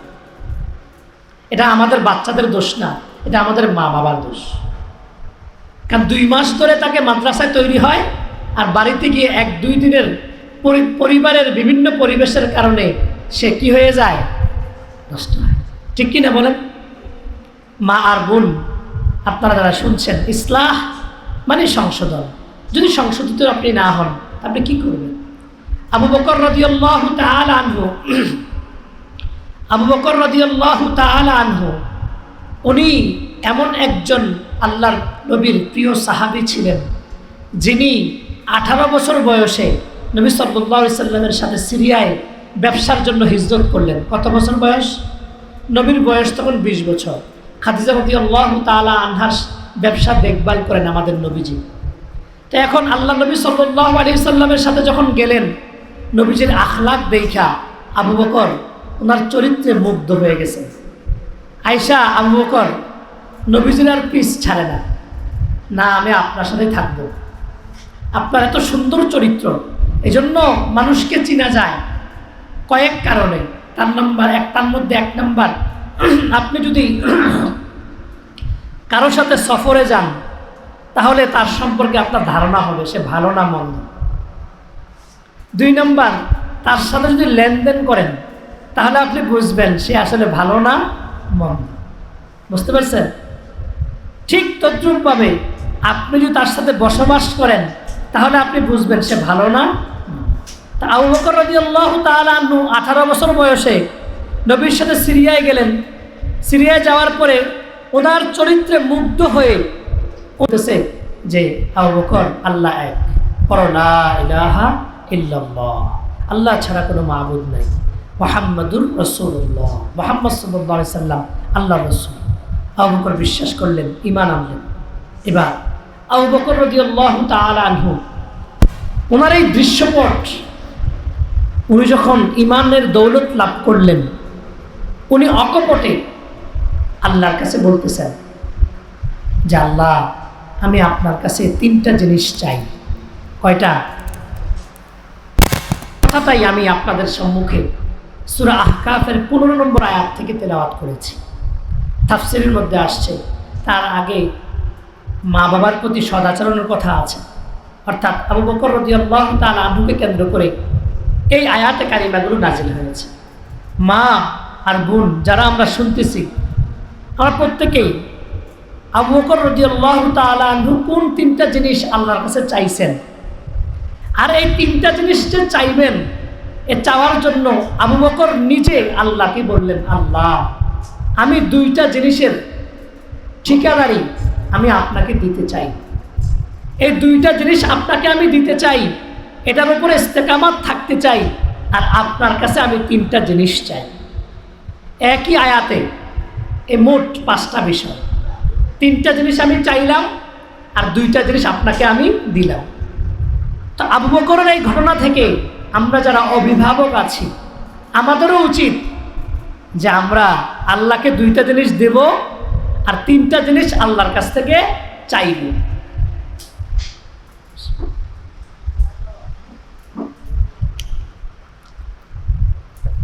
তো এই 3টা জিনিসের কথা আবু বকর রাদিয়াল্লাহু তাআলা আনহু বলতেছেন। তার আগের আয়াতের মধ্যে আছে, হাত্তা বালাগা আশুদ্দাহু ওয়া বালাগা 40 সানা, যে ধীরে ধীরে মা যখন সন্তানকে জন্ম দেয়, ছোট্ট দুর্বল অবস্থায় আসে, আস্তে আস্তে বড় হয়, তারপরে কিশোর হয়, নওজোয়ান হয়, যুবক হয়, ধীরে ধীরে অস্থি মজ্জা হাড় গুড় সব শক্ত হয়ে 40 বছরে পদার্পণ যখন করে, তখন তার ভিতরে পুরাপুরি একটা মেজাজ, যোগ্যতা, ভারত্ব তৈরি হয়। কত বছর বয়সে? আল্লাহ তাআলা চাইলে নবীজিকে আরও আগে দিতে পারতেন না নবুয়ত, কিন্তু 40 বছরে দিয়েছেন। কেন? কারণ তাফসীরের মধ্যে, আয়াতের তাফসীরের মধ্যে আসছে যে মানুষটা 40 বছর ধরে একটি খারাপ চরিত্র লালন করে, কি চরিত্র? খারাপ চরিত্র লালন করে। কত বছর ধরে? তখন 40 বছর পরে চাইলেও এই চরিত্রটা সে দূর করা সম্ভব হয় না। আমার প্রিয় ওস্তাদে মোহতারাম হযরত মাওলানা আনিস রহমান আশরাফি হযরত নিজে একদিন গাড়িতে বলছিলেন, কই যে বয়ানও বলছিলেন এই কথাটা, যে মনে করেন গুনাহ করতে করতে 60 বছর পার করে, কত বছর? তো তার হাড্ডিটি শক্ত হয়ে গেছে না? তো হযরত বলেন তার হাড্ডি যেমন শক্ত হয়ে গেছে, তার গুণাটাও শক্ত হয়ে গেছে, তার বয়সটাও শক্ত হয়ে গেছে। মানে এখন এমন অবস্থায় গেছে, এটার অভ্যাসে পরিণত হয়ে গেছে, চাইলেও দূর করা কি হয় না, সম্ভব হয় না। এজন্য 60 বছরের বুড়া এখনও বিড়ি ছাড়তে পারে না। আমার প্রিয় ওস্তাদ মহতরম এভাবেই বলেন যে 80 বছরের বুড়া এখনও তুমি বিড়ি ছাড়তে পারো না কেন? 80 বছরের বুড়ি তুমি এখনও নিজেকে পর্দায় ঢুকাইতে পারো না কেন? কারণ তুমি 40 বছর তোমার নিজের সতীর্থকে মানসিকে দেখাইছো, বেপরদা হয়ে চলছ। সম্মানিত হাজরিন, তাহলে আবু বকর রাদিয়াল্লাহু তাআলা আনহু, নবীজির বয়স 40, আবু বকরের বয়স 38, ইসলাম কবুল করলেন। ইসলাম কবুল করার পরে এবার তিনি আল্লাহ তাআলাকে বললেন, আল্লাহ ধীরে ধীরে ধীরে ধীরে আমি 40 বছর পদার্পণ করলাম, হাত্তা বালাগা আশুদ্দাহু ও বালাগা 40 সানা, যে 40 বছরে যখন পদার্পণ করলো তখন আবু বকর নিজ থেকে বলতেছে, রব্বি, হে আমার প্রতিপালক, আউজিনি, আমাকে তৌফিক দেন, আমাকে হিম্মত দেন, আমাকে সাহস দেন। ভাই আমরা মনোযোগ দিয়ে একটু শুনি, কি সাহস দেন? আন আশকুরা নি'মাতাক, আমি যেন শুকরিয়া আদায় করতে পারি আপনার নেয়ামতের, আল্লাতী আনআমতা আলাইয়া, যে নেয়ামত আপনি আমাকে দিয়েছেন। নেয়ামত কি? জীবনের সবচাইতে বড় নেয়ামত হলো ইমানের নেয়ামত। কিসের বলেন না, কিসের? ইমানের। মা আর বোন, আমরা জন্মের পরেই দেখছি মা মুসলমান, বাবা মুসলমান, বিয়ের পরে দেখছি স্বামী মুসলমান। এজন্য ইমান পাওয়ার যে স্বাদ, ইমান পাওয়ার যে কষ্ট, মুজাহাদা, এটা আমাদের করতে হয় নাই। এজন্য ইমান এর দৌলতের শুকরিয়া আদায় করব, এই মেজাজও তৈরি হয় না। এজন্য আল্লাহ নবী আমাদেরকে শিখিয়েছেন, দেখো ইমান এটা বড় দৌলত। কারণ জাররা পরিমাণ, সরিষা পরিমাণ ইমান নিয়ে যদি কবরে যাও, তোমাকে শাস্তির পরে কোনো না কোনো সময় আল্লাহর দয়ায়, আল্লাহর ইচ্ছায় তোমাকে জান্নাত দিবে। সরিষা পরিমাণ, সরিষা তো অনেক বড় নাকি? তাহলে মা আর বোন, ইমানের কত দাম! এজন্য ইমান পাওয়ার পরে আমরা কেউ শুকরিয়া আদায় করি না। তাই মুফতি তাকি ওসমানী দামাত বারাকাতুহুল আলিয়া, ওনার লিখিত কিতাব ইসলাম ও আমাদের জীবন, ওই বইয়ের মধ্যে উনি লিখেছেন টিকায় যে আল্লাহ নবীজি খাবারের পরে আমরা একটা দোয়া পড়ি, আলহামদুলিল্লাহিল্লাযী আত'আমানা ওয়া সাকানা ওয়া জাআলানা মিনাল মুসলিমিন, আলহামদুলিল্লাহিল্লাযী আত'আমানা। শুকরিয়া আদায় করছি আল্লাহ, আপনার যেই মানুষগুলো আপনি আমাকে খাওয়াইলেন, ওয়া সাকানা, যে আপনি আমাদেরকে পান করাইলেন, আলহামদুলিল্লাহিল্লাযী আত'আমানা, সমস্ত প্রশংসা ওই আল্লাহর জন্য যেই আল্লাহ আমাদেরকে খাওয়ালেন, ওই আল্লাহর জন্যই প্রশংসা যেই আল্লাহ আমাদেরকে পান করালেন। এরপরে আল্লাহ নবী বললেন, ওয়া জাআলানা মিনাল মুসলিমিন, শুকরিয়া আদায় করছি আল্লাহ যে আপনি আমাদেরকে মুসলমানের অন্তর্ভুক্ত করেছেন। সুবহান। তাকি ওসমানী সাহেব বলেন যে আমরা তো ইমান যে পাইছি, এই নিয়ামত, এটা শুকরিয়া সাধারণত আদায় করি না। সাধারণত কেমন আছেন? আলহামদুলিল্লাহ। খাইছেন কিনা? আলহামদুলিল্লাহ। ভালো আছেন কিনা? আলহামদুলিল্লাহ। কিন্তু ইমান যে পাইছি, মুসলমান যে আমরা, এটা শুকরিয়া কি আদায় করি? তাকি ওসমানী সাহেব বললেন, খাবার খাওয়ার পরে আমরা যখন শুকরিয়া আদায় করব, নবীজি ওখানে এই শব্দটা লাগায়া দিয়া, ইমান যে পাইছি, যতবারই তুমি খাইবা ততবারই ওই খাবারের, পানীয়ের শুকরিয়া আদায়ের সাথে ইমান যে পাইছো এটার শুকরিয়া আদায় করে দাও। সুবহান। তা আবু বকর রাদিয়াল্লাহু তাআলা আনহু 3টা দোয়া আল্লাহর কাছে করছেন, নিজ থেকে 2টা জিনিস আল্লাহকে দিয়েছেন। আর অভিভাবক হিসাবে আমাদেরও উচিত এই 3টা দোয়া আল্লাহর কাছে করা। বর্তমানে হালত অনুযায়ী যেন এই 3টা দোয়া প্রত্যেক মা বাবার জন্য আবশ্যক হয়ে পড়ছে, না হলে সন্তানগুলোকে লাইনে রাখা কঠিন থেকে কঠিনতর হয়ে যাবে। গত 2 দিন আগে বাংলাদেশের ইতিহাসে নতুন এক নবদিগন্তের সূচনা হয়েছে। ইংলিশ মিডিয়ামে পড়া একটা মেয়ে তার মা বাবার নামে মামলা করছে, নাউজুবিল্লাহ। এই প্রথম সে ইংলিশ মিডিয়ামে, সে বলতেছে আমাকে ম্যারিটাল হ্যারাসমেন্ট করছে, অ্যাবিউজ করছে, নাউজুবিল্লাহ। অ্যাবিউজ শব্দটার অর্থটা খুব খারাপ। সে একটা মেয়ে তার মা বাবার ব্যাপারে বলতেছে, একমাত্র সন্তান, ইংলিশ মিডিয়ামে কত আশা করে লক্ষ লক্ষ টাকা খরচ করায় পড়াইছে। আজকে ওই মেয়েটা বলতেছে আমার মানসিকভাবে ওরা টর্চার করে, আমার স্বাধীনতা এরা লুপ করে, যেটা ইউরোপে ছিল, আমেরিকায় ছিল, কানাডায় ছিল, অস্ট্রেলিয়ায় ছিল, জাপানে ছিল, যেখানে সন্তান যদি মামলা করে পুলিশ এসে মা বাবাকে ধরে নেওয়া যায়, যে সভ্যতা বাহিরে ছিল, এই সভ্যতা বর্তমান সরকারের আমলে আমাদের দেশের মধ্যে চর্চা হয়ে গেছে। যদি এই মামলা অনুযায়ী মা বাপকে জেলে নেওয়া যায়, তো সামনে যে কোনো সন্তান মা বাবার বিরুদ্ধে মামলা করে দিবে। এজন্য আমাদের প্রত্যেকের উচিত এই জিনিসগুলো খেয়াল করে আবু বকরের এই দোয়াগুলো করা। কি দোয়া? রব্বি আউজি'নি আন আশকুরা নি'মাতাকা আল্লাতী আন'আমতা আলাইয়া। আবু বকর রাদিয়াল্লাহু তাআলা আনহু আল্লাহ তাআলাকে বলতেছেন, আল্লাহ আমাকে তৌফিক দেন। কি তৌফিক? আন আশকুরা নি'মাতাকা আল্লাতী আন'আমতা আলাইয়া, যে আপনি আমাকে ঈমানের মতো দৌলত দিয়েছেন, এজন্য যেন শুকরিয়া আদায় করতে পারি, তৌফিক দেন। ওয়া আলা ওয়ালিদাইয়া, এবং আমার পিতামাতাকেও নিয়ামত দিয়েছেন, এজন্য শুকরিয়া আদায় করতে পারি, আপনি তৌফিক দেন। তাফসীরের মধ্যে আসছে এই মক্কা বিজয়ের পরে আবু বকরের আব্বা ঈমান আনছেন, কিন্তু এই আয়াতটা মক্কা বিজয়ের পরে হয়েছে, অথচ এই আয়াতটা মক্কা বিজয়ের অনেক আগে নাজিল হয়েছে। তো মুফাসসিরিন কেরামগণ বলেছেন যে আবু বকর রাদিয়াল্লাহু তাআলা আনহুকে ইলহামিভাবে এই কথাটাই জানালেন যে আবু বকর, আপনার জিন্দেগির এমন সৌন্দর্য দেওয়া হবে যে আপনার আব্বা আম্মাও ইমানদার, আপনি নিজেও ইমানদার, আপনার ছেলে সন্তান এরাও ইমানদার, অর্থাৎ এত সৌভাগ্য আপনার, আপনার উপরের আপনার মা বাবাও ইমানের দৌলত পাবে, আপনি মাঝখানে আপনিও ইমানের দৌলত পাবেন, এবং আপনার ঔরসজাত সন্তান এরাও ইমানের দৌলত পাবে। সুবহান। এজন্য আবু বকর রাদিয়াল্লাহু তাআলা আনহু এই তিন নিয়ামত একসাথে একই পরিবারে পেয়েছেন, যার জন্য আবু বকরের কন্যা আম্মা জান আয়েশা, আবু বকরের কন্যা আসমা, আবু বকরের ছেলে আব্দুর রহমান, আবু বকরের বাবা কুহাফা। তাহলে আল্লাহ রাব্বুল আলামিন শিখালেন এটা যে আবু বকর আমার কাছে চাইতেছে, আমি যেন তৌফিক চাই ওই নিয়ামতের শুকরিয়া আদায় করতে, যেই নিয়ামত আমার আব্বা আম্মাকে দিছে, যেই নিয়ামত আমাকে দিছে, যেই নিয়ামত আমার সন্তানকে দিছে। সুবহান। তাহলে এক নম্বর চাইছেন কি? যেন আমি শুকরিয়া আদায়ের তৌফিক পাই, যেন আমি শুকরিয়া আদায়ের কি পাই।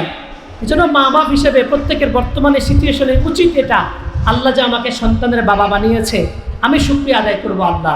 আল্লাহ যে আমাকে মুসলমান বানিয়েছে, আমি শুকরিয়া আদায় করবো আল্লাহ। অর্থাৎ এক কথায় আপনার কাছে যেগুলো মনে হয় আল্লাহ দিয়েছেন, সবগুলোর ব্যাপারে প্রতিনিয়ত শুকরিয়া যেন আদায় করতে পারেন। মা আর বোন যারা শুনছি, আমরা শুকরিয়া আদায় করবো এভাবে, আল্লাহকে বলবো, আল্লাহ এত সুন্দর একটি স্বামীর সংসার আপনি দিয়েছেন, শুকরিয়া আদায় করছি। সচ্ছলতা দিয়েছেন, শুকরিয়া আদায় করছি। আমার আরেক বোন কত অভাবে থাকে, আমার স্বামীর সচ্ছলতার কারণে আমি কত সুখে থাকি, আমি প্রতিনিয়ত কত আরাম আয়েশে থাকি। এই নিয়ামতের শুকরিয়া আদায় করবেন আপনি, দোয়া করবেন আল্লাহর কাছে, আল্লাহ আমার সন্তান মাদ্রাসায় পড়ে, আমার সন্তান স্কুলে পড়ে, কলেজে পড়ে, আমার সন্তান চরিত্রবান। এইভাবে আপনি প্রত্যেকটা নিয়ামত ধরে ধরে ধরে ধরে আল্লাহর কাছে শুকরিয়া আদায়ের তৌফিক চাইবেন। এটা হলো এক নাম্বার চাওয়া। আবু বকর বলতেছেন, আল্লাহ আমি যেন আমার উপরে, আমার মা বাবার উপরে দেওয়া নিয়ামতের কি আদায় করতে পারি, এক নাম্বার চাওয়া। দুই নাম্বার, ওয়ান আ'মালা সালিহান তারদা।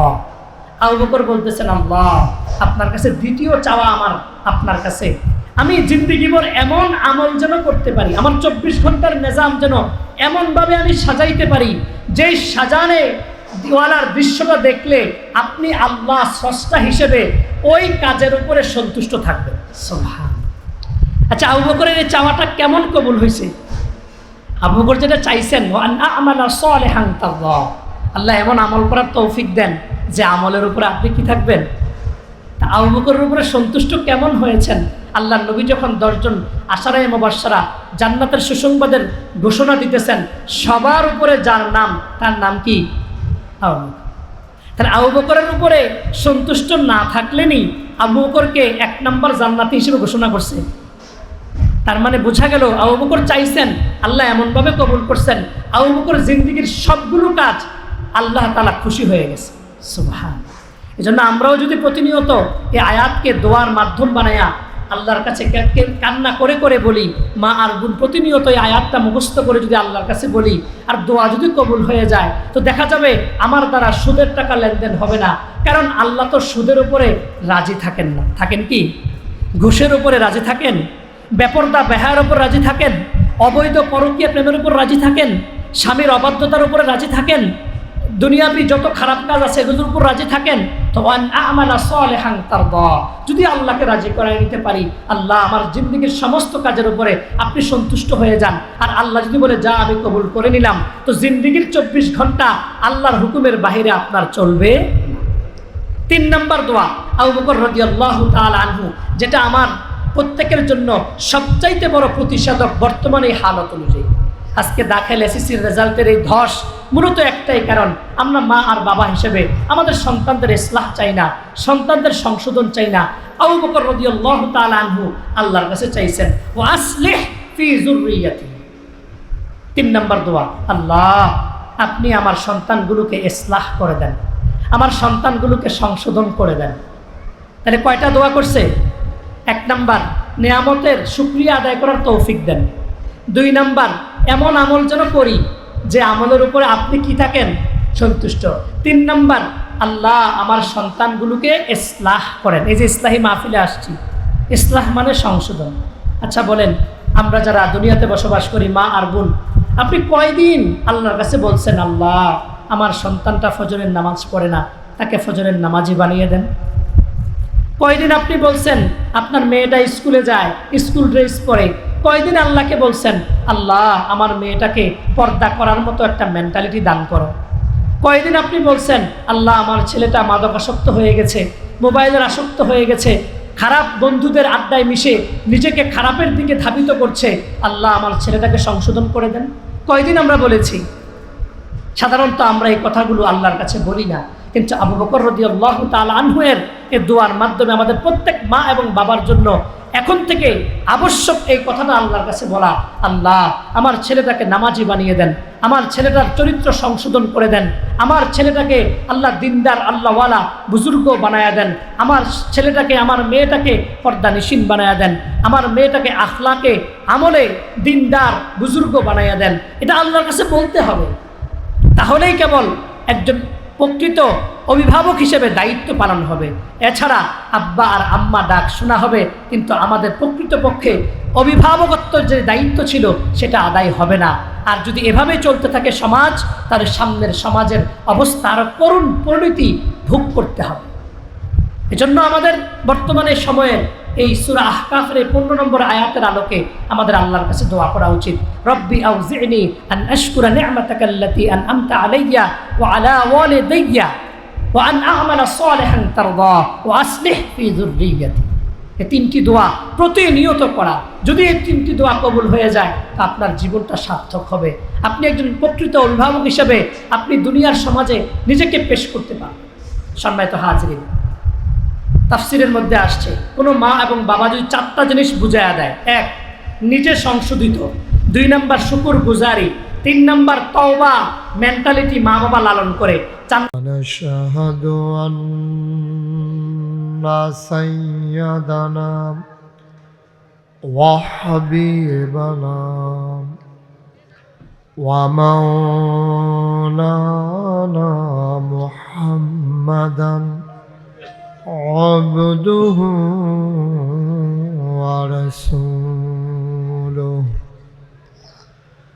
الذي أرسله بالحق بشيرا ونذيرا وداعيا إلى الله بإذنه وسراجا منيرا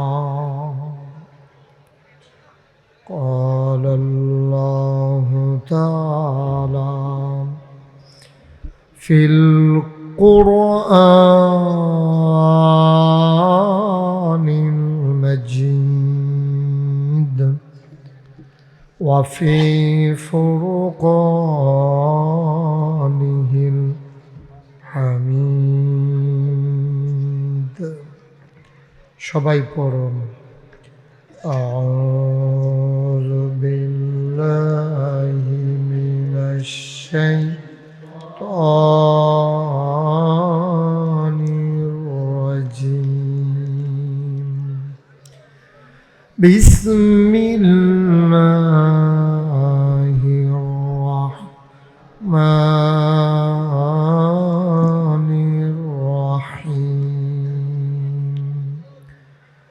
يا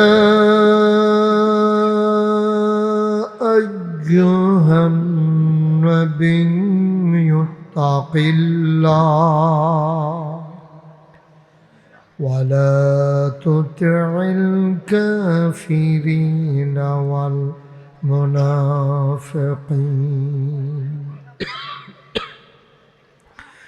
إن الله كان عليما حكيما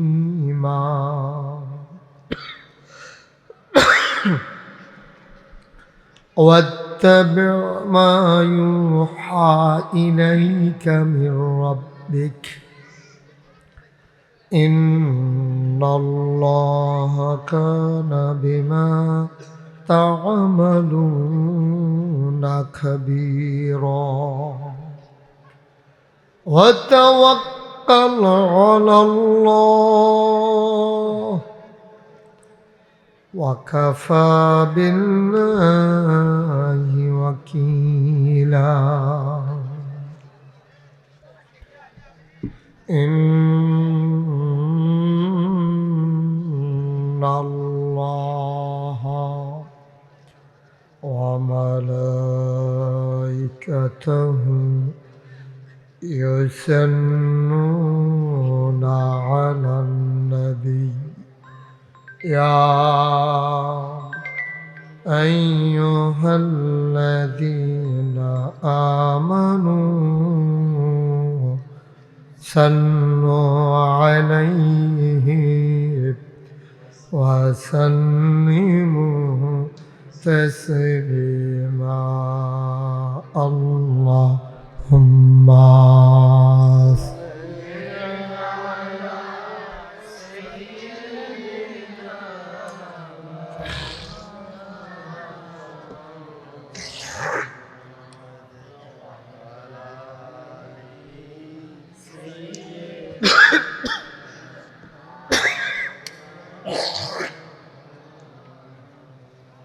জোরে সুরে মহাব্বতের সাথে গলা ছেড়ে দিয়ে পড়ুন আল্লাহুম্মা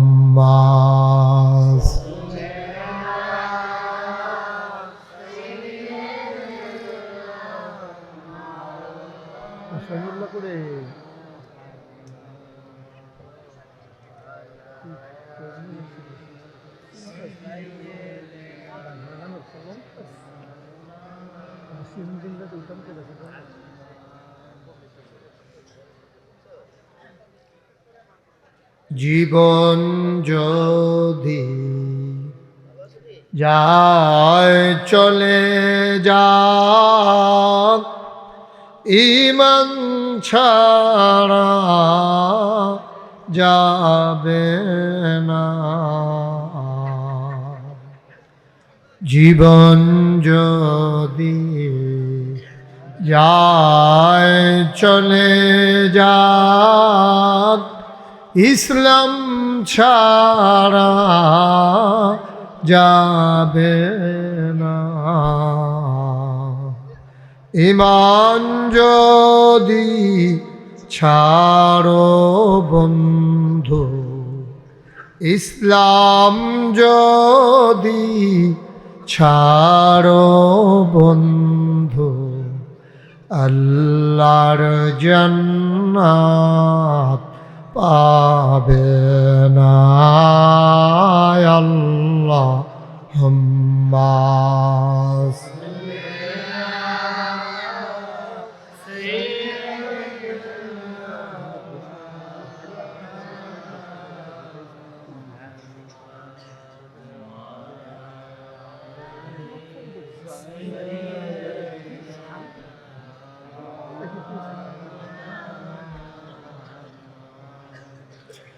وعلى آل سيدنا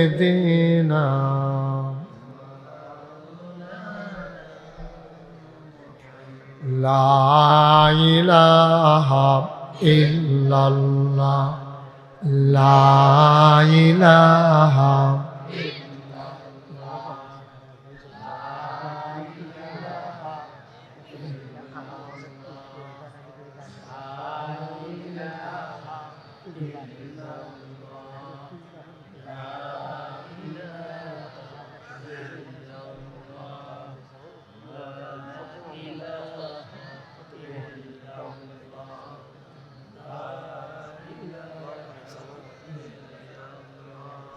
লা ইলাহা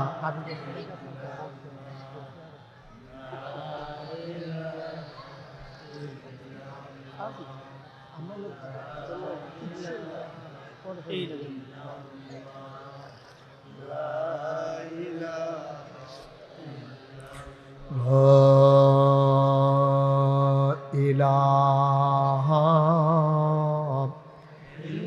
ইল্লাল্লাহ মুহাম্মাদুর রাসূলুল্লাহ সাল্লাল্লাহু আলাইহি ওয়াসাল্লাম আল্লাহুম্মা সাল্লি ওয়া সাল্লিম ওয়া বারিক আলাইহি। সবাই পড়ি আলহামদুলিল্লাহ। জোরে পড়ি, আর জোরে। আল্লাহ তাবারক ওয়া তাআলার দরবারে আমরা লাখ কোটি শুকরিয়া জ্ঞাপন করছি, যিনি আমাদেরকে ঐতিহ্যবাহী ঐতিহ্যধন্য বড়শালগড় পূর্বপাড়া মতিউল্লাহ সরকার বাড়ি পারিবারিক কবরস্থান কমিটি এবং আব্দুল হামিদ রাফিয়া খাতুন নুরানি হাফিজিয়া মাদ্রাসা এতিমখানা কমপ্লেক্সের পরিচালনা পর্ষদের উদ্যোগে পাগড়ি প্রদান অনুষ্ঠান ওয়াজ ও দোয়ার মাহফিল উপলক্ষে আজ ৮ জানুয়ারি রোজ বুধবার বরকতময় দিন শেষে অন্ধকারের চাদর যখন পৃথিবী ঢেকে দিয়েছে, জানান দিয়েছে রাত হয়ে গেছে, কুয়াশার চাদর যখন আমাদেরকে আচ্ছন্ন করে নিয়েছে, দিনভর যখন সূর্যের দেখা মিলেনি, মানুষ যখন উত্তরের হিমেল হাওয়ায় একেবারে জবুথবু হয়ে গেছে,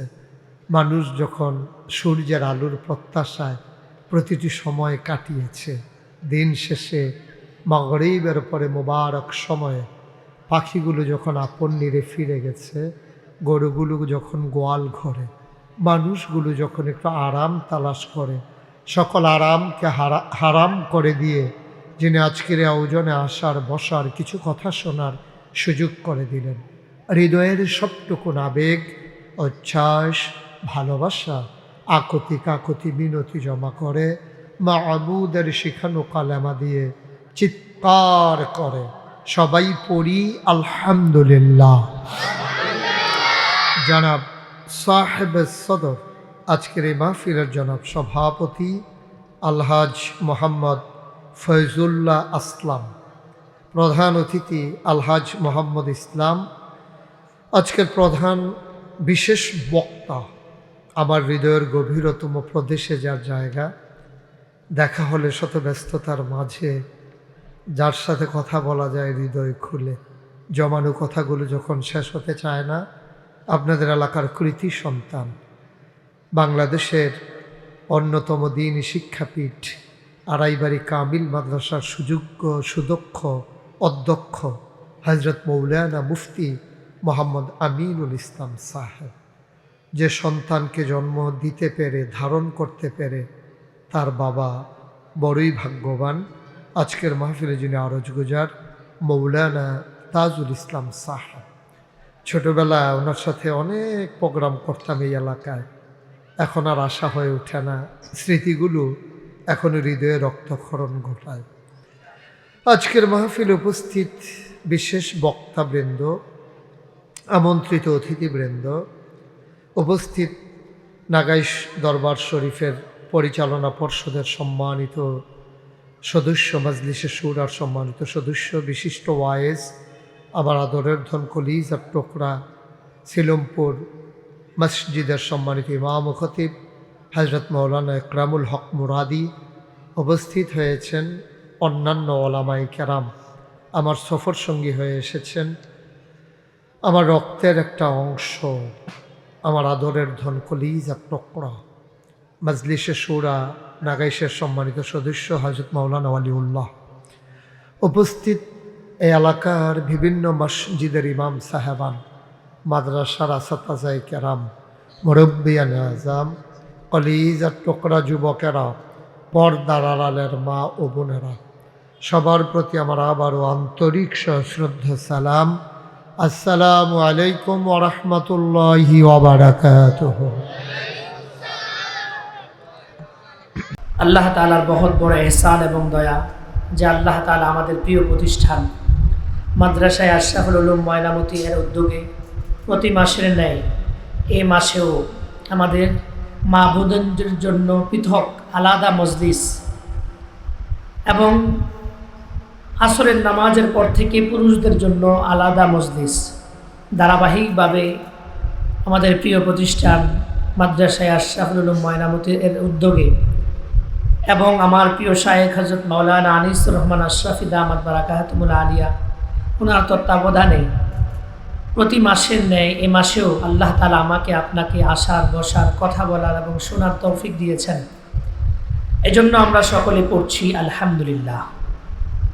সম্মানিত হাজরিন, মা বোন যারা যেখান থেকে শুনছেন এবং সামনে বসা আমার মুসলমান দিনী ভাইয়েরা, আমরা জানি এ মাস মুহররম মাস চলতেছে। মুহররম মাসের করণীয় বর্জনীয় আমরা ইতিপূর্বে আমরা আমাদের ওলামা হজরতদের থেকে ধারাবাহিক কখনো মসজিদের খুতবায় কখনো বা কোনো আলেম ওলামাদের মাধ্যমে আমরা শুনেছি। আমি শুধু এই মুহররম মাস চলমান অবস্থায়, যেহেতু এগুলো সম্মানিত মাস, আল্লাহ তাআলা কুরআনুল কারীমে বলেছেন ইন্না ইদ্দাতাশ শুহুরি ইনদাল্লাহ ইসনা আশারা শাহরান ফি কিতাবিল্লাহ, যে আল্লাহ তাআলার কাছে ইয়াউমা খালাকাস সামাওয়াতি ওয়াল আরদ, যেদিন থেকে আসমান আল্লাহ তাআলা সৃষ্টি করেছেন, জমিন সৃষ্টি করেছেন, সেদিন থেকে আল্লাহ তাআলার কাছে গণনার জন্য 12টি মাস হয়েছে। গণনার জন্য কয়টি মাস? 12টি মাস। মিনহা আরবাআতুন হুরুম, এবং এই 12টি মাসের মধ্যে 4টি মাস এমন আছে যে মাসগুলো আল্লাহ তাআলার কাছে সম্মানিত, এবং এতটাই এই সম্মানিত যে এই মাসগুলো মুসলমানরা তো সম্মানিত মনে করতই, এমনকি কাফের বেঈমান যারা ছিল তখনকার জমানায় মক্কা মদিনায়, তারা পর্যন্ত এই 4টি মাসে যুদ্ধ বিগ্রহ করত না। সম্মানার্থে যে মাসগুলো সম্মানিত, এখন যুদ্ধ করা যাবে না, এখন কোনো প্রকার ঝামেলায় জড়ানো যাবে না। যদি ঝামেলা থাকতো তাফসীরের মধ্যে আসছে পরের মাসে। তো এই 4টি মাস কি? জিলহজ, জিলকদ, জিলহজ, মুহররম, ধারাবাহিক এই 3টি, আর হলো রজব। আর কি? রজব। এই 4টি মাসে কাফেররা পর্যন্ত যেহেতু সম্মানিত, তো কাফেররা পর্যন্ত যুদ্ধ করতো না, তাদের অস্ত্রগুলোকে তাদের প্রত্যেকের খুলসের মধ্যে রেখে দিত। কেউ অস্ত্র খোলা রাখতো না, তরবারিও খোলা রাখতো না। তাহলে কাফের বেঈমানরা পর্যন্ত এই মাসগুলোকে কি করতো? সম্মান করত। আল্লাহ তাআলা আমাদেরকে বলেন, যেহেতু এই মাসগুলো সম্মানিত, তো তোমাদের করণীয় কি? ফালা তাজলিমু ফীহিন্না আনফুসাকুম, এই মাসগুলো যদি তোমাদের কাছ দিয়ে অতিবাহিত হয় তো তোমরা তোমাদের নিজেদের উপরে জুলুম করিও না। তোমরা তোমাদের নিজেদের উপরে কি করিও না? জুলুম।